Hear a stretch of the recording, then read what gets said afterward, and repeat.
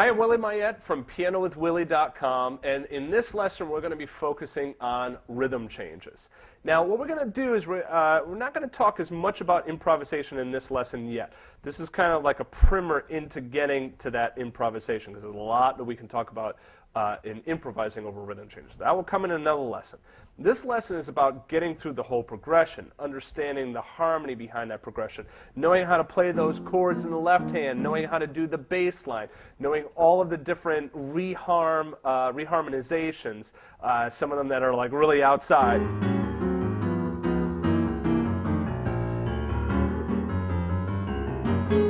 You know, all of that kind of stuff. I have it all written down for you. You have all the bass lines, you have all the chords. We're going to talk a little bit about improvisation, so you'll be able to get started with your improvisation.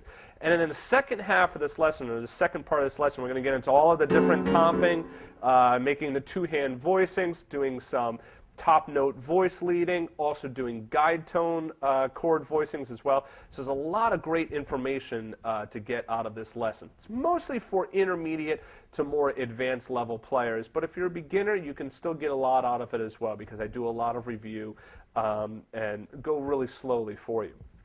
Now, the reason that you learn rhythm changes, you'll notice, like, when you go out on gigs, there are some songs that are based upon rhythm changes. Rhythm and Thing by Monk, Oleo, Sonny Rollins, a bunch of tunes by Charlie Parker. But you might find that, well, yeah, I don't play Oleo or Anthropology too often on gigs. That's true. You might not find that you're playing this set of chord changes, all the time on gigs, or it doesn't creep into your playing. However, this is the reason that you want to learn it. One, it's really great for that left hand to get those bass lines down. You get a lot of good chord knowledge going on as well. So if you're going to really get your rootless chord voicings together, this is a great way of doing it. Okay?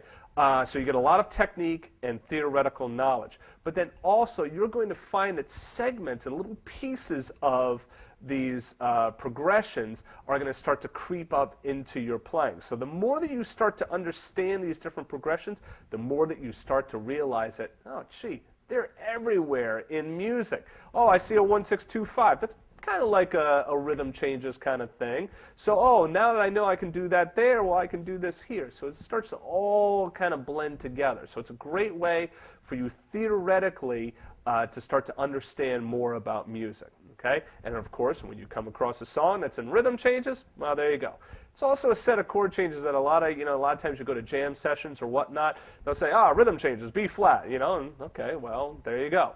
We're going to be focusing in the key of B flat because that's by far the most popular key to play rhythm changes in. You'll find a lot of times it'll be rhythm changes in B flat. So that's what we're going to be focusing on in this lesson. All right, so I hope you join me in the lesson. We got a lot to cover, and I'll see you inside the lesson.